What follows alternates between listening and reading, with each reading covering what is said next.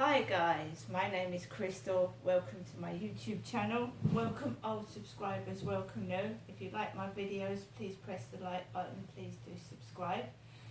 I am in my flat in Rochester. It's warmer than it has been, and which is quite good because you don't have to put the heating on for so long. Alexa, what's the time please? It's 8:58 a.m. Alexa, what's the date today? Today is Sunday the 19th of February. Alexa, what's the weather like? Currently, in Rochester it's 8 degrees Celsius with mostly cloudy skies. Today, you can expect intermittent clouds, with a high of 13 degrees and a low of 6 degrees.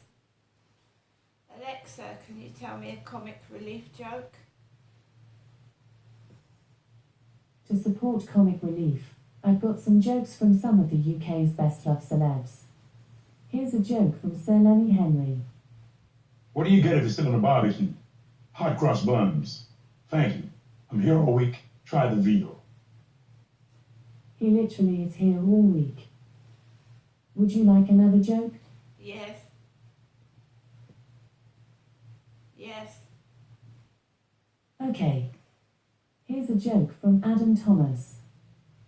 How'd you get a group of Pikachus onto a bus? Pokemon.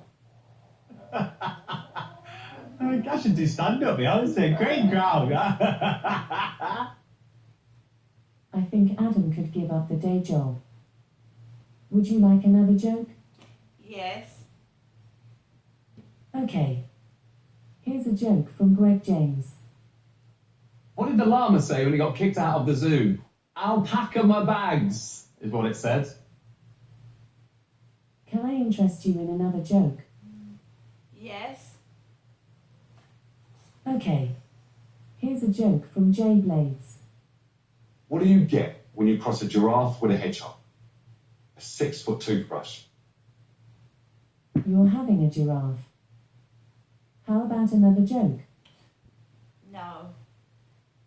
Okay. To get involved with Red Nose Day, or to buy a red nose, search Comic Relief on Amazon. Right guys, so it's Sunday.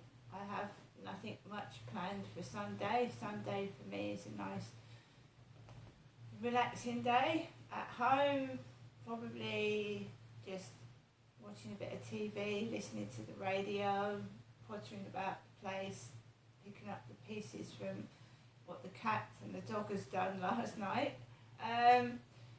Yesterday I managed to cook myself a baked potato with spinach and cheese sauce on top, which was very, very nice.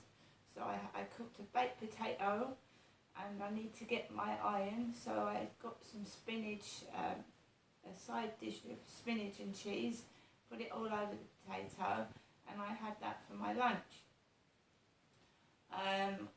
Today I've got some trifle that I got from the co-op yesterday, and I'm planning on having another baked potato with beans or something like that, because I don't want to eat lots and lots of stodgy food.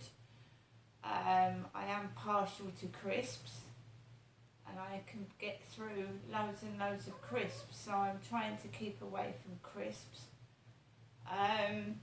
Because when you're on your own and you're sat in front of the telly, you know, you get your cup of tea, whatever, and then you get your crisps and maybe a couple of biscuits and then some sweets and popcorn, etc. So I'm trying to keep away from that for the moment. So yesterday I took Max out for a walk in the evening, between, I think it was 6 and 7:30, something like that. So I took Max out. It was dark and it was a fairly quiet walk, nothing remarkable. Just walked around the Common Creek Wharf along the riverside, which is lovely in the dark. No boats out yesterday evening, but the previous evening the Scott Line boat was leaving the docks and moving off in the water, and the moonlight was glistening across the water, and it looked so lovely.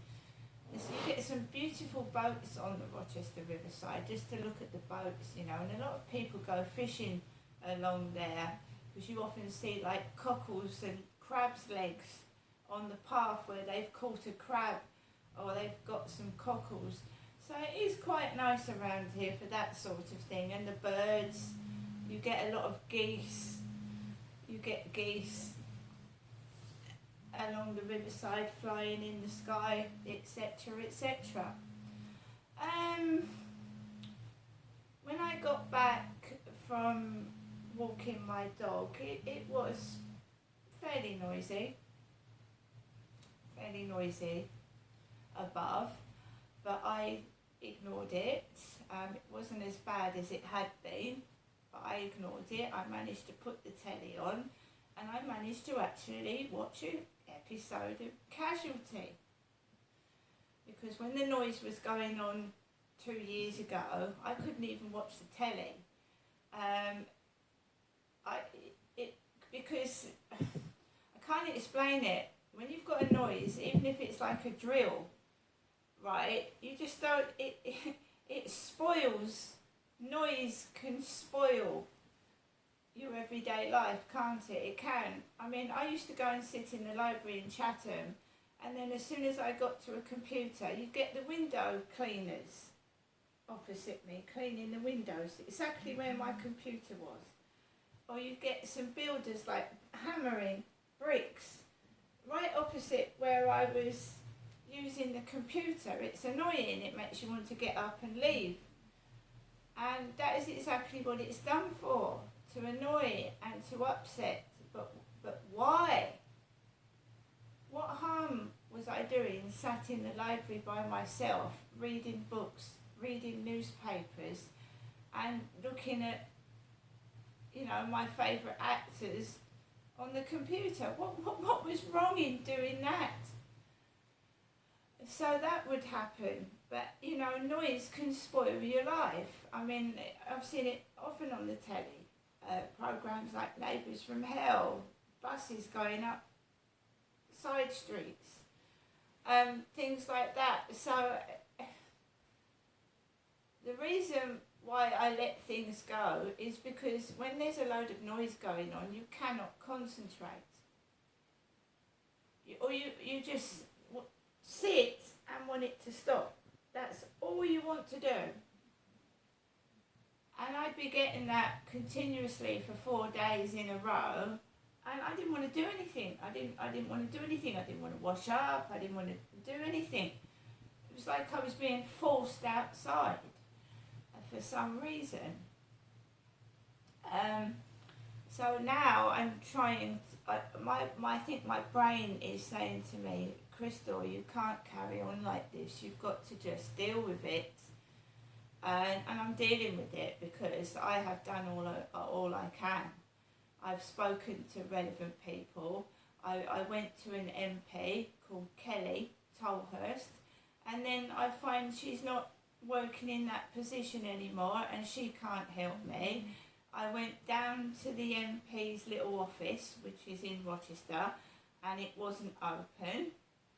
So as soon as I contact an MP, they disappear. And they obviously say, well, we can't help you move. They all say that, we can't help you move. Fair enough. So obviously I've got to learn to live with this and put up with it. But instead of like keep moving, someone needs to investigate why this keeps happening to me and my family. My mum at the moment is in an extremely quiet flat, so it's not Jennifer suffering this noise. It's not Jenny, it's not my mum suffering the noise, it's me. She lives in a very, very relatively posh, quiet area, my mother does. And it's not her videos, and it's not my mum suffering this noise, and it's not my mum that went for the gynecology assessment. It's me that's suffering it, because I think some spiteful person thinks they're getting at my mother. right? And they're not. It's all coming to me. And fortunately for me, I'm younger than my mother and less frail, and I can deal with it better than an older person could. So enough of that. I managed to watch an episode of Casualty, and I hadn't seen it in a while. And obviously, a character called Charlie was in that when I last saw it, which was quite a while ago. And he's gone, and there's all new characters. But I did enjoy it because it was about a train crash. A train had crashed, and they were dealing with the emergencies from the train crash. So I enjoyed that, and then I left the telly on, and I fell asleep to the telly being on. I fell asleep to it. I got up this morning, and I've jumped into the shower, jumped into it, and I've had a lovely shower, refreshing shower, and I feel like I'm set for the day, right? So I've had a nice lovely shower. You don't get post on a Sunday. I haven't ordered anything, so it shouldn't, the buzzer shouldn't keep going off or anything like that, so it should be nice and peaceful and quiet. That's what a Sunday should be.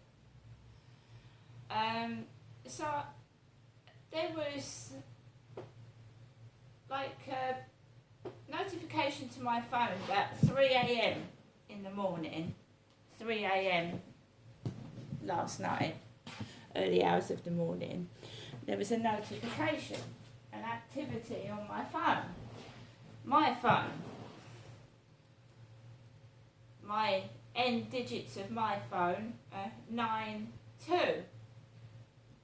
So this has come to my phone, to my Twitter account. The only person I regularly used to talk to on Twitter was Anne Dragoyne, Anndrogyne, or Anne Drogny, which means you could be male or female. It's not that Anne Dragoyne is called Terry, and Terry was born a male, but dresses up in a feminine way, puts lipstick on his face. He's got longer hair than me, and that's all I used to talk to. And then those conversations dried up, and I really don't get anybody talking to me on Twitter. I don't see. So at 8:46 this morning, I get this tweet from a James O'Brien, Mr. James Robb. This has come to my Twitter account. Nice account you've got there. Be ashamed if something happened to it. Now, for a small consideration, my associates can protect you from harm. Not joking, I've actually taken a photograph of it in case this needs to go somewhere. But is that not threatening me? Is that not a threat? Nice account you got there. Be ashamed if something happened to it. Now, for a small consideration, my associates can protect you from harm. What is that supposed to mean? The notification that I got in the early hours of the morning was from a James. A James wanted to be my friend on Facebook dating. He called himself James with a similar picture. But that is trying to put the frighteners on me, isn't it? My associates can protect you from harm. But surely you wouldn't say that about a small, tiny Twitter account with hardly any followers. I've got about 400 followers on Twitter. These celebrities have millions. Why is this person latched themselves onto me? I've got a very, very small amount of YouTube followers compared to other people. So why is this person latched themselves onto me? And this is all since I stopped speaking to people off Facebook dating.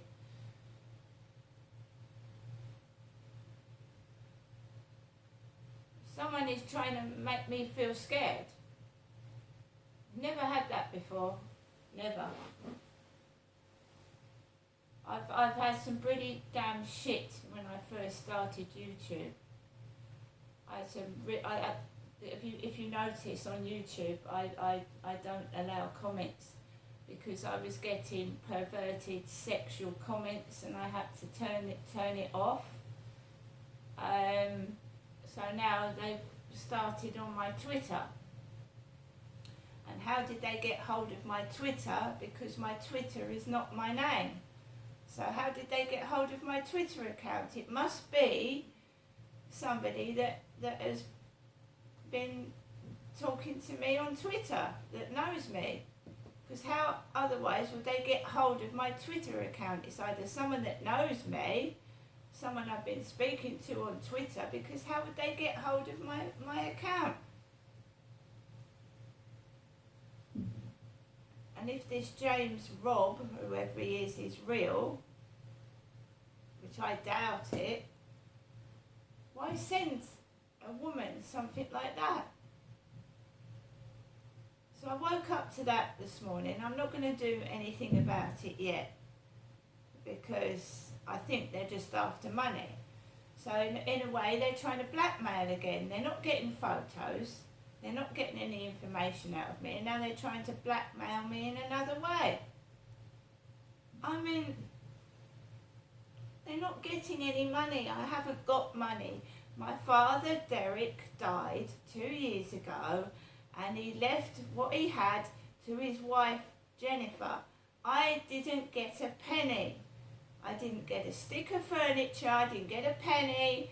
In fact, my mum gave me my father's walking stick and a couple of his personal items, but nothing worth any money. So don't stick your feelers into my affairs because I've got no money for you, whoever you are.